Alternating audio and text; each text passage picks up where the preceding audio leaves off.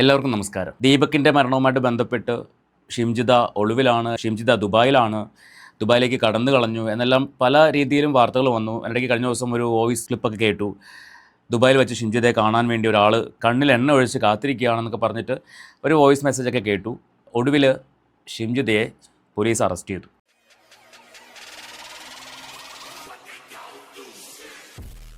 ഇപ്പോൾ പുതിയ വാർത്ത എന്ന് പറയുന്നത് ഷിംജിതയ്ക്ക് ജാമ്യമില്ല, 14 ദിവസത്തേക്ക് റിമാൻഡിലായിട്ടുണ്ട്. ശരിക്കും കേരള പോലീസിൻ്റെ ഒരു കഴിവ് തന്നെയാണ് ഇപ്പോൾ ഈ ഒരു അറസ്റ്റ് നടത്തിയിരിക്കുന്നത്. 6 ദിവസമായി ദീപകിൻ്റെ മരണം സംഭവിച്ചിട്ട് ശരിക്കും 4 ദിവസം കഴിഞ്ഞപ്പോഴാണ് കേസ് എടുക്കുന്നത്. പുറത്ത് കേൾക്കുന്ന കുറേ വാർത്തകൾ എന്ന് പറഞ്ഞാൽ പോലീസ് ഒത്തുകളിക്കുന്നു, മെഡിക്കൽ കോളേജ് പോലീസ് CI ആദ്യം ഈ കേസ് എടുക്കാൻ തയ്യാറായില്ലെന്നും അങ്ങനെ കുറേ വാർത്തകൾ കേൾക്കുന്നുണ്ടായിരുന്നു. ആ വീഡിയോ കണ്ടിട്ട് ദീപക് തെറ്റുകാരനാണെന്നാണ് CIക്ക് തോന്നിയതെന്നൊക്കെ പറഞ്ഞ് കുറേ വാർത്തകൾ കണ്ടു. ഞാൻ മനസ്സിലാക്കുന്നൊരു കാര്യം, പോലീസ് ഇതിനകത്ത് പല കാര്യങ്ങളും മറച്ചു വെച്ചു മനഃപൂർവ്വം. എന്തിനാണെന്ന് ചോദിച്ചു കഴിഞ്ഞാൽ നമ്മളെപ്പോഴും കാണുന്നൊരു കാഴ്ചയാണ്, എന്തെങ്കിലും ചെറിയ വാർത്ത കിട്ടിയാൽ പോലും മീഡിയ അത് വലിയ ലെവലിൽ പുറത്തേക്ക് വിടും.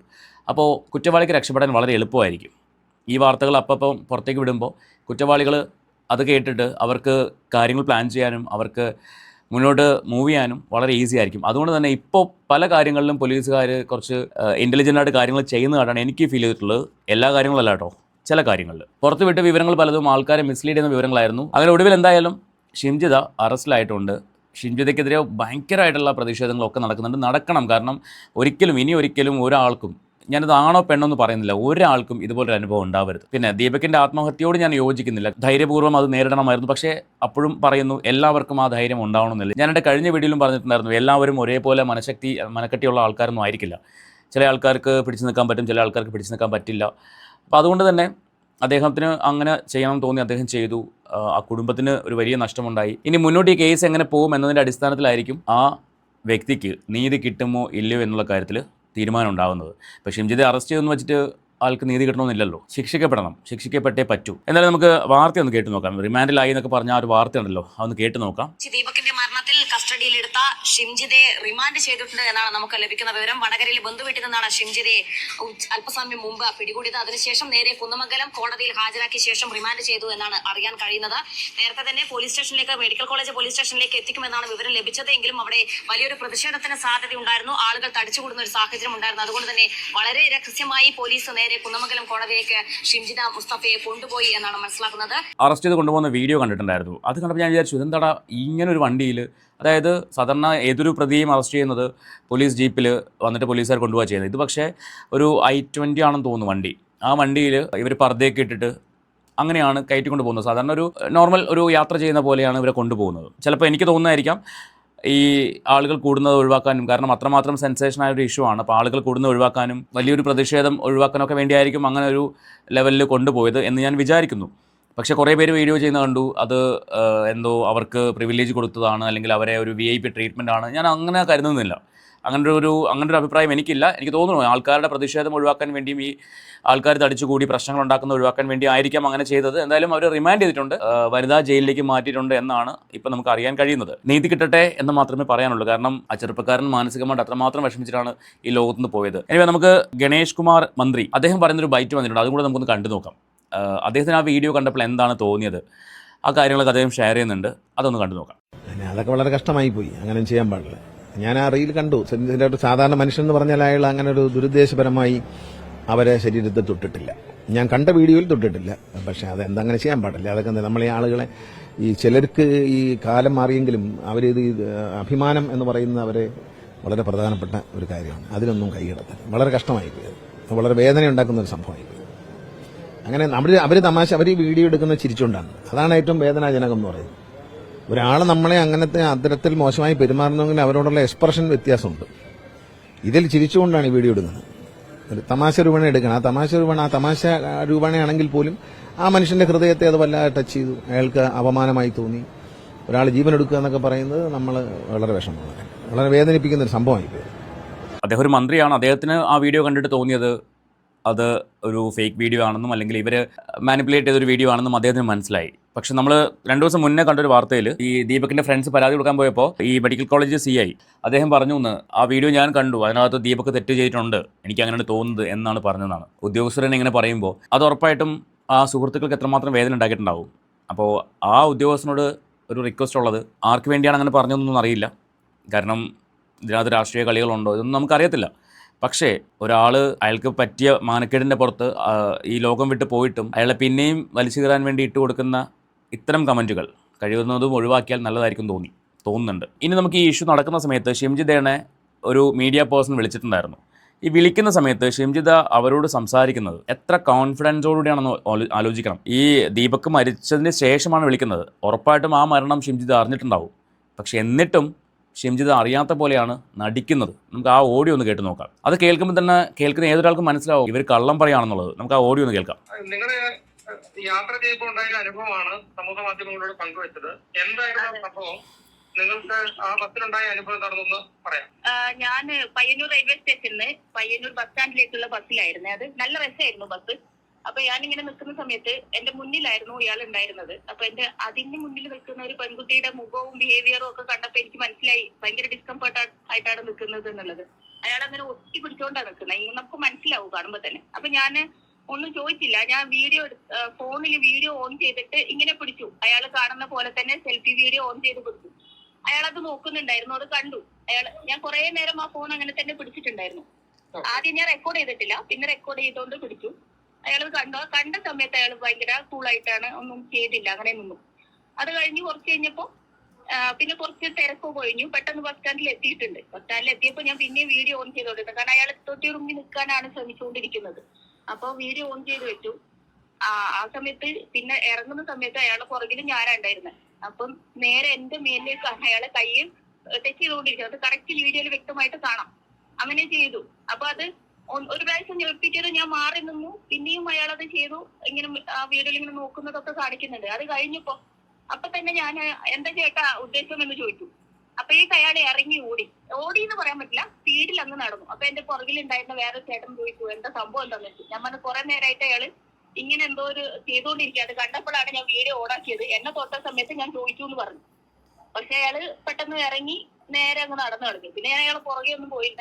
രണ്ട് വീഡിയോ ഉണ്ടായിരുന്നു. അത് രണ്ടും കൂടെ ചെറിയ ഷോർട്ട് ആക്കിയിട്ട് എഡിറ്റ് ചെയ്തിട്ട് സൊസൈറ്റിയിൽ ഇനി നിങ്ങൾ പറയൂന്ന് പറഞ്ഞിട്ട് ഒരു വീഡിയോ പോസ്റ്റ് ചെയ്യാനുണ്ടായത്. വീഡിയോ പോസ്റ്റ് ചെയ്തതിന് ശേഷം അതിന്റെ പലതരം വിമർശനങ്ങളൊക്കെ വന്നു. അതായത് നിങ്ങൾ ആ വീഡിയോ ബോധപൂർവ്വം ചിത്രീകരിച്ചതാണ് ഒരു കണ്ടന്റ് എന്ന അർത്ഥത്തിൽ എന്ന രീതിയിലുള്ള വിമർശനമൊക്കെ വന്നു. ആ ബസ് ജീവനക്കാരെ അറിയിക്കുകയോ അല്ലെങ്കിൽ നിങ്ങൾ പോലീസിലേക്ക് ആ വിവരം കൊണ്ടുപോകാൻ ശ്രമിക്കുകയോ അങ്ങനെയൊന്നും ഉണ്ടായില്ല അല്ലെ? ഞാൻ അത് കഴിഞ്ഞ ഉടനെ ബസ്സിൽ നിന്ന് ഇറങ്ങിയതിന് ശേഷം വടകര പോലീസ് സ്റ്റേഷനിലുള്ള എനിക്ക് പരിചയമുള്ള പോലീസ് ഉണ്ട്, അവരെ വിളിച്ചു. ഞാൻ ഇങ്ങനെ ഒരു സംഭവം ഉണ്ടായിട്ടുണ്ട് എന്ന് പറഞ്ഞു. അപ്പൊ ആളുടെ ഡീറ്റെയിൽസ് ഞാൻ പറഞ്ഞു ഡീറ്റെയിൽസ് എങ്ങനെ കിട്ടാനാ, ഞാൻ വീഡിയോ എടുത്തിട്ടുണ്ട്, ഞാൻ എന്തായാലും പോസ്റ്റ് ചെയ്യാൻ പോവാ. കാരണം വീഡിയോ ചെയ്യുന്ന സമയത്ത് അയാൾ അത് കണ്ടിട്ടുണ്ടായിരുന്നു. അപ്പൊ ഞാൻ വീഡിയോ പോസ്റ്റ് ചെയ്യാം. എന്നിട്ട് ഞാൻ അതിന്റെ അടിയിൽ അയാൾ പറഞ്ഞ ഡീറ്റെയിൽസ് എന്തെങ്കിലും കിട്ടോ നോക്കാം എന്ന് പറഞ്ഞു. അപ്പൊ ഞാൻ പറഞ്ഞു ഞാൻ അടിയിൽ ഡിസ്ക്രിപ്ഷനിൽ ആഡ് ചെയ്യാം, ആളെ കുറിച്ച് എന്തെങ്കിലും വിവരം കിട്ടുന്നവരുണ്ടെങ്കിൽ അറിയിക്കണേ എന്ന് പറഞ്ഞിട്ട് അങ്ങനെയും കൂടെ ആഡ് ചെയ്തിട്ടാണ് ഞാൻ ആ വീഡിയോ പോസ്റ്റ് ചെയ്തത്. ഇന്നലെ ഞാൻ പിന്നെ റിയാക്ഷൻ വീഡിയോ ഇടുന്നത് പോലെ ഒരു വീഡിയോ ഇട്ടു, അതിനൊരു മറുപടി പറയുന്നത് പോലെ. അല്ലാതെ എല്ലാവരുടെയും എതിരെ പറയാൻ പറ്റില്ലല്ലോ നമുക്ക്. നിങ്ങൾ ഒരു 5 വർഷം പഞ്ചായത്ത് മെമ്പറായിരുന്ന ആളാണ്, പൊതുപ്രവർത്തകയാണ്. അപ്പൊ ഇതുപോലുള്ള സംഭവങ്ങളെ സംബന്ധിച്ച് നിങ്ങൾക്ക് കൃത്യമായ ഒരു കാഴ്ചപ്പാടുണ്ടാവും. അപ്പൊ ഇതൊരു കൃത്യമായ ലൈംഗിക അതിക്രമം തന്നെയായിട്ട് നിങ്ങൾക്ക് ഫീൽ ചെയ്തു. അതായത് ആ തൊട്ട് മുന്നിലുള്ള യാത്രക്കാരുടെ കാര്യത്തിലും പിന്നീട് നിങ്ങളുടെ കാര്യത്തിലും അത് കൃത്യമായി. എനിക്ക് എന്റെ കാര്യത്തിൽ തന്നെ പൂർണ്ണമായിട്ട് 100% ഉറപ്പ് അയാള് എനിക്ക് ഇഷ്ടമല്ല എന്ന് മനസ്സിലാക്കിയിട്ട് പോലും പിന്നെ അയാൾ ടച്ച് ചെയ്തുകൊണ്ടിരിക്കുക. എന്നിട്ട് രണ്ടാമത്തെ പ്രാവശ്യം അയാൾ റിപ്പീറ്റ് ചെയ്ത്, രണ്ടാമത്തെ പ്രാവശ്യം എന്നൊന്നും പറയാൻ പറ്റില്ല. കാരണം നമുക്കൊരു കാര്യം ഉറപ്പിക്കാതെ ചോദിക്കാൻ പറ്റില്ലല്ലോ. കുറച്ച് നേരമായിട്ട് ഞാൻ നോട്ട് ചെയ്യുന്നുണ്ടായിരുന്നു. ഇപ്പൊ ഇദ്ദേഹം നിങ്ങൾ ഈ വീഡിയോ ചിത്രീകരിച്ച ഈ ആരോപണം നേരിട്ട വ്യക്തി ആത്മഹത്യ ചെയ്തു, ജീവനൊടുക്കിയെന്നുള്ള വിവരമാണ് വരുന്നത്.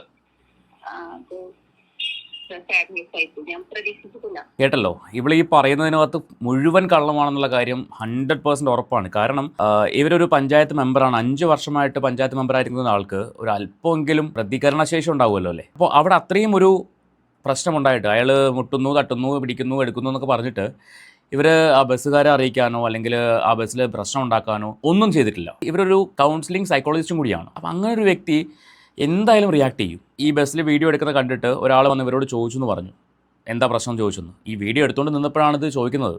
എന്തുകൊണ്ട് ആ വ്യക്തി ഈ വീഡിയോയിൽ പതിഞ്ഞില്ല? അതുപോലെ ദീപക് ഇറങ്ങി ഓടുമായിരുന്നു അല്ലെങ്കിൽ സ്പീഡിൽ പോകുമായിരുന്നു പറഞ്ഞു. ആ സ്പീഡിൽ പോകുന്നതൊന്നും ഈ വീഡിയോയ്ക്കകത്തില്ല. വീഡിയോയ്ക്കകത്തുള്ളത് എന്താണ്? ആദ്യം ഇവർ ആ സെൽഫി എടുക്കുന്ന പോലെ നിൽക്കുന്ന ആ ഒരു വിഷ്വൽ. അത് കഴിഞ്ഞിട്ട് ഇവർ ദീപകിൻ്റെ കൈയോട് ചേർന്ന് നിന്ന് കൊടുക്കുകയാണ്. ആ നിന്ന് കൊടുക്കുന്ന വിഷ്വൽ അത് വളരെ സ്ലോ ആയിട്ട്. നമ്മൾ കുറച്ച് നാളുകൾക്ക് മുൻപ് ആക്ടർ ദിലീപേട്ടൻ്റെ ഒരു വീഡിയോ പുറത്തു വന്നിട്ടുണ്ടായിരുന്നു. ശ്രീനിവാസൻ സാർ മരിച്ച സമയത്ത് ദിലീപേട്ടൻ അവിടെ അദ്ദേഹത്തിൻ്റെ അടുത്തിരിക്കുന്നു, നിഖില വിമൽ തൊട്ട് ബാക്കി വന്ന് നിൽക്കുന്നു, നിഖിലേനെ നോക്കുന്ന ഒരു രംഗം ഉണ്ടായിരുന്നു. അത് വളരെ സ്ലോ മോഷനിലാണ് പ്ലേ ചെയ്തേക്കുന്നത്. കാണുന്ന ഏതൊരാൾക്കും ഭയങ്കര ദേഷ്യത്തോടെ നിഖിലേനെ നോക്കുന്നതായിട്ടാണ് ഫീൽ ചെയ്യുക. പക്ഷേ ആ വീഡിയോ ഫാസ്റ്റായിട്ട് പ്ലേ ചെയ്യുവാണെങ്കിൽ അവിടെ ഒന്നും നടക്കുന്നില്ല, ഒരു നോട്ടവും അങ്ങനെ ദേഷ്യത്തിൽ വരുന്നില്ല. ജസ്റ്റ് നോക്കുന്നു, തിരിച്ചു വരുന്നു. അതേസമയം അത് സ്ലോ മോഷനിൽ കാണിക്കുമ്പോൾ ഭയങ്കര ദേഷ്യത്തിൽ നോക്കുന്നൊരു ഫീൽ നമുക്ക് കിട്ടും. എന്ന് പറഞ്ഞ പോലെ ഇവിടെയും ഈ ദീപക്ക് ആളുടെ കയ്യിലൊരു ബാഗുണ്ട്, വെയിറ്റുള്ളൊരു ബാഗാണ് നമുക്ക് കാണുന്നത്. ആ ബാഗ് അടുത്ത കൈ കൊണ്ട് പിടിച്ച് നേരെ വയ്ക്കുന്ന ഒരു രംഗമാണ് എനിക്ക് തോന്നിയത്. ആ സമയത്ത് എന്തായാലും കൈ ബാക്കിലേക്ക് മൂവ് ചെയ്യും. ഇവള് അയാളോട് ചേർന്ന് നിൽക്കാൻ ശ്രമിക്കുകയാണ്, കാര്യം വീഡിയോയിൽ കിട്ടണമല്ലോ. അങ്ങനെ അത്രയും ക്രിമിനൽ മൈൻഡോട് കൂടിയാണ് ആ വീഡിയോ ഷൂട്ട് ചെയ്തിരിക്കുന്നത്. എന്തിനു വേണ്ടി? അത് സോഷ്യൽ മീഡിയയിൽ ഇടുമ്പോൾ കത്തി കയറുന്ന ഇവൾക്ക് നന്നായിട്ട് അറിയാം. അതിന് മുന്നേ വേറൊരു വീഡിയോ അവൾ ചെയ്തിട്ടുണ്ട്, ഇതേ ഷിംജിത ചെയ്തിട്ടുണ്ട്.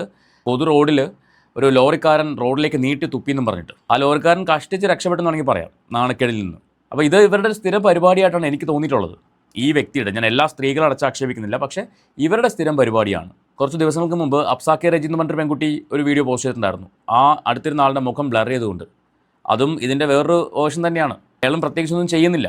അപ്പോൾ എന്താണ് ഇവർക്കൊക്കെ സംഭവിക്കുന്നത്? ഓപ്പോസിറ്റ് ജെൻഡറിനോട് എന്താണ് ഇത്ര ദേഷ്യം, ഗ്രഡ്ജ്? ഞാൻ എപ്പോഴും പറയുന്നത് എല്ലാ ആണുങ്ങളും നല്ലവരാണെന്നൊന്നും എനിക്ക് അഭിപ്രായമില്ല. പക്ഷേ എന്തിനാണ് ഇതുപോലുള്ള പാവങ്ങളുടെ മേൽ കുതിര കയറുന്നത്? അവരെ എന്തിനാണ് ക്രൂശിക്കുന്നത്? ഇപ്പോൾ ഈ ഒരു വ്യക്തി ഇല്ലാതായപ്പോൾ നഷ്ടം ആർക്കാണ്? ആ കുടുംബത്തിന് മാത്രമാണ്. സമൂഹത്തിനോ അല്ലെങ്കിൽ മറ്റാർക്കും ഒരു നഷ്ടമില്ല, ആ കുടുംബത്തിന് മാത്രമാണ്. ഇനിയെങ്കിലും ഇത്തരം സംഭവങ്ങൾ ഉണ്ടാവാതിരിക്കട്ടെ. അതിന് തക്കതായ ശിക്ഷ തന്നെ ഷിംജിതയ്ക്ക് കിട്ടണം എന്ന് ആണ് ഞാൻ ആഗ്രഹിക്കുന്നത്. 10 വർഷം ശിക്ഷ കിട്ടുന്നൊക്കെയാണ് പറയുന്നത്, പക്ഷേ 10 വർഷമൊക്കെ കുറഞ്ഞു പോയി, സീരിയസ്ലി കുറഞ്ഞു പോയി. ഇവർ ലൈഫ് ലോങ് ജയിലിൽ കിടക്കുന്നതാണ് നല്ലത്. കാര്യം ഇല്ലെങ്കിൽ പുറത്തിറങ്ങിയിട്ട് വീണ്ടും നാളെ വേറൊരു ക്യാമറയായിട്ട് ഇറങ്ങും, വേറൊരു മൊബൈലോട്ട് ഇറങ്ങും, അടുത്തൊരാളുടെ വീഡിയോ പിടിക്കാൻ വേണ്ടി. ഇവർക്കൊക്കെ ഇത് ബ്ലഡിൽ അലിഞ്ഞു കിടക്കുന്ന സാധനമാണ് ഇങ്ങനെയുള്ള ആൾക്കാർക്ക്. ഞാൻ വീണ്ടും പറയുന്നു, എല്ലാ സ്ത്രീകളെ അല്ല ഞാൻ പറയുന്നത്. പിന്നെ ഇവരെ സപ്പോർട്ട് ചെയ്യാൻ കുറേ ആൾക്കാർ, അതേക്കുറിച്ച് നമ്മൾ കഴിഞ്ഞ ദിവസം സംസാരിച്ചിട്ടുണ്ടായിരുന്നു. അവരെ പ്രൊട്ടക്റ്റ് ചെയ്യണം, അവരെ ചേർത്ത് പിടിക്കണം എന്നൊക്കെ പറഞ്ഞിട്ട് വന്ന ടീമുകൾ. വല്ലാത്ത മനസ്സാട്ടോ നിങ്ങളുടെയൊക്കെ, പറയാണ്ടിരിക്കാൻ വയ്യ, വല്ലാത്ത മനസ്സാണ്. കാര്യം നിങ്ങൾക്കൊക്കെ ഓപ്പോസിറ്റ് ജെൻഡറിനെ കാണുമ്പോൾ ഉണ്ടാകുന്നൊരു ദേഷ്യം ഉണ്ടല്ലോ, അത് എന്തിൻ്റെ പേരിലാണെങ്കിലും അത് എല്ലാവരോടും കാണിക്കരുതെന്ന് എനിക്ക് പറയാനുള്ളത്. തെറ്റ് ചെയ്യുന്നവർ നിങ്ങൾ ചൂണ്ടിക്കാണിക്കുക, ശിക്ഷിക്കുക. അല്ലാണ്ട് നിരപരാധികളായിട്ടുള്ള ആൾക്കാരെ എന്തിനാണ് നിങ്ങൾ ക്രൂശിക്കുന്നത്? ഇൻസ്റ്റഗ്രാം തുറക്കുമ്പോഴേക്കും ഒരു വഫ ഹുസൈൻ, അവർ സ്ത്രീകൾക്ക് നേരെ വരുന്ന കാര്യങ്ങൾക്ക് പ്രതികരിക്കുന്നുണ്ട്, നല്ല കാര്യമാണ്. പക്ഷേ അവിടെ ജെൻഡർ സ്ത്രീ ആവണമെന്ന് മാത്രം. പുരുഷനെതിരെ ഒരു സംഭവം വന്നു കഴിഞ്ഞാൽ ഒരു അനങ്ങത്തില്ല, മിണ്ടത്തില്ല. അവിടെ അവർ വളച്ചൊടിച്ച് സ്ത്രീക്ക് അനുകൂലമായിട്ട് സംസാരിക്കും. തെറ്റ് ചെയ്തത് സ്ത്രീയാണെങ്കിലും പുരുഷനാണ് തെറ്റ് ചെയ്തതെന്നുള്ള ലെവലിൽ സംസാരിക്കും. അത് അവരുടെ രീതിയാണ്. ഈ ഒരു വിഷയത്തിൽ തന്നെ 5, 6, 7 വീഡിയോ അവർ ചെയ്തിട്ടുണ്ട്. എനിക്ക് മനസ്സിലാവുന്നില്ല എന്താണ് ഇവരുടെയൊക്കെ ഉദ്ദേശം എന്നുള്ളത്. അല്ലെങ്കിൽ ഒരു കാര്യം ചെയ്യും, ഇവിടുത്തെ പുരുഷന്മാരെല്ലാം അടിച്ച് ഓടിച്ചിട്ട് സ്ത്രീകൾക്ക് മാത്രമുള്ള നാടാക്കി കേരളത്തെ മാറ്റി, അതാണ് നല്ലത്. ഹൊറിബിൾ, പറയാണ്ടിരിക്കാൻ വയ്യ.